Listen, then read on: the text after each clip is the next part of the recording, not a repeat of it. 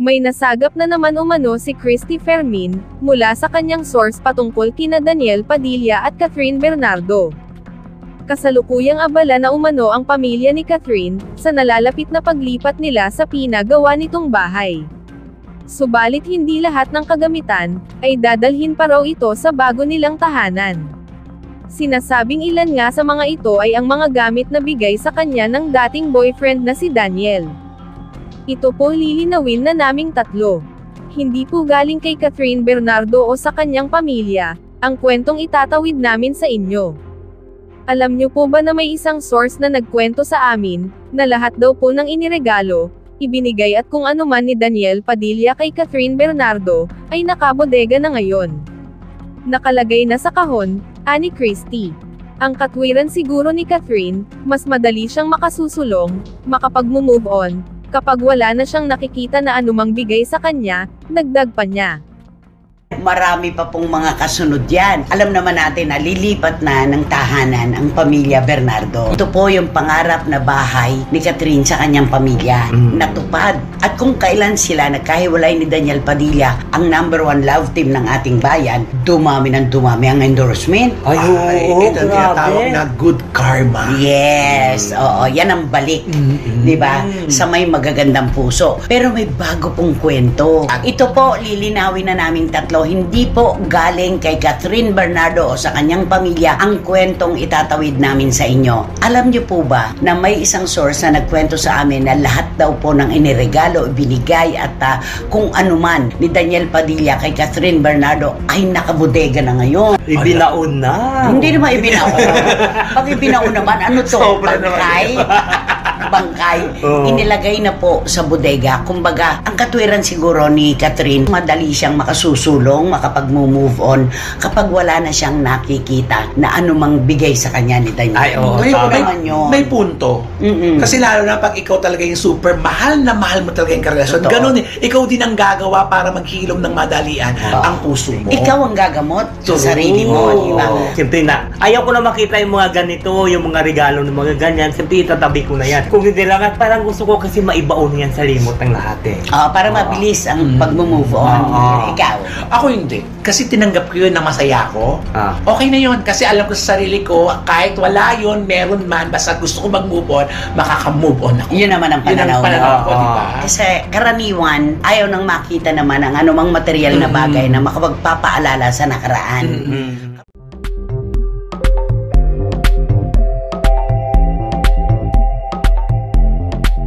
Matatanda ang binalot kamakailan ng kontrobersya ang Katniel, matapos umanong may bahagi ni OG Diaz ang kanya umanong nabalitaan sa isang source tungkol kina Daniel Padilla at Andrea Brillantes.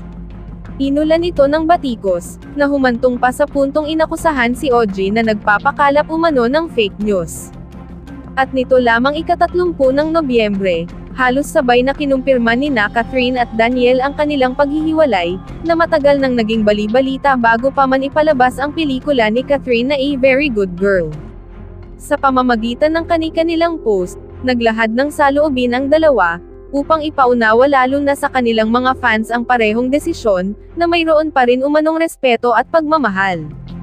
Samantala, walang comeback na nangyari sa pagitan ng dating magkasintahang sina Catherine Bernardo at Daniel Padilla. Ito ang mahihinuha sa malamang mensaheng ipinost ni Catherine noong Biyernes, December 15, 2023. Sa Instagram ni Catherine, ibinahagi niya ang mga litratong nagpangiti sa kanya sa kabila ng pinagdadaanang personal na isyu. Kabilang dito, ay ang litrato niyang hawak ang 300-year-old mango tree, sa isang kilalang wellness resort sa San Benito, Batangas. Sweet photo niya kasama ang pamangking si Zoren Kiona, pamamasyal sa beach, pag-inom ng tequila, at tila pag-aayos ng gamit para sa kanyang lipat bahay. Mixing caption ni Catherine kalakip ng rainbow at white heart emojis. Appreciation post for the little things that have been making me smile the past few weeks.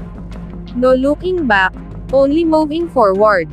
Nitong nagdaang 2 araw, hindi kaila sa publiko ang united front ni Catherine at Daniel sa mga dinaluhang big events. Una na rito ang pinagsamahan nilang production number sa ABS-CBN Christmas Special, na kung saan kumanta sila ng I'll Be There For You, ng The Rembrandts, na theme song ng sikat na American sitcom na Friends. Sumunod ang pagdalo nila sa Asian Artist Awards 2023, kung saan pareho silang pinarangalan ng AAA Fabulous Award. Magkahawak kamay pa ang dalawa nang umakyat sila ng stage. Base sa isang viral video, hindi nakaligtas sa mapanuring mata ng netizens, ang gentlemanly gesture ni Daniel kay Catherine, nang kunan niya ito ng coat para hindi lamigin ang aktres. Pati na ang pag-akbay ni Daniel kay Catherine, habang sila ay naglalakad pabalik ng kanilang upuan ay nakunan din ng netizens. Lubos na natuwa ang fans ng Katniel, sa pagiging supportive ng dalawa sa isa't isa sa kabila ng hiwalayan. May iba pang ang umaasa kung may tsansa pang magbalikan ang dating magkasintahan. Naiulat pa nga umano, ang pagbura ni Daniel ng original caption sa kanyang IG post, nang kumpirmahin niya ang hiwalayan nila ni Catherine noong November 30. Kapalit ng malatula niyang mensahe para sa ex-girlfriend, pinalitan niya ito ng mga katagang, "Ikaw at ako." Pero kung pagbabasehan ang latest post ni Catherine, tila wala ito sa isip ng dalaga sa ngayon. Samantala, napapayag naman ang dalawa, na muling magsama pagkatapos ng pagwawakas ng kanilang 11 taon na relasyon, na kapwa nila kinumpirma. Nangyari ang pagsasama nina Daniel at Catherine, sa taping ng Forever Grateful, the ABS-CBN Christmas Special, na ginanap sa Smart Araneta Coliseum, noong Miyerkules, December 13, 2023. Dumagundong ang Big Dome dahil sa malakas na hiyawan, at palakpakan ng Katniel fans, sa I'll Be There For You production number, ng ex-showbiz couple. Nagpakita ng profesionalismo ang dalawa, kaya tumanggap sila ng mga papuri mula sa kanilang mga tagahanga, na nabigyan muli ng pag-asa, na maaaring magkabalikan ang dalawa, sa tamang panahon. Ikinatuwa ng fans ni Catherine at Daniel ang viral video, ng pag-uusap nila sa backstage ng Smart Araneta Coliseum, na parang hindi sila naghiwalay. May production number sa Forever Grateful si Andrea Brillantes at si Kyle Echari, ang mga lead star ng television series na Senior High. Dati nang kontrobersyal si Andrea na lalong nag-ingay ang pangalan, dahil siya ang itinuturo na dahilan ng paghihiwalay ni Catherine at Daniel. Para sa iba pang karagdagang mga balita ng Senior Buzz, ay mag-comment lamang po, mag-like at mag-share sa video na ito, at huwag po nating kalimutang mag-subscribe sa aming channel.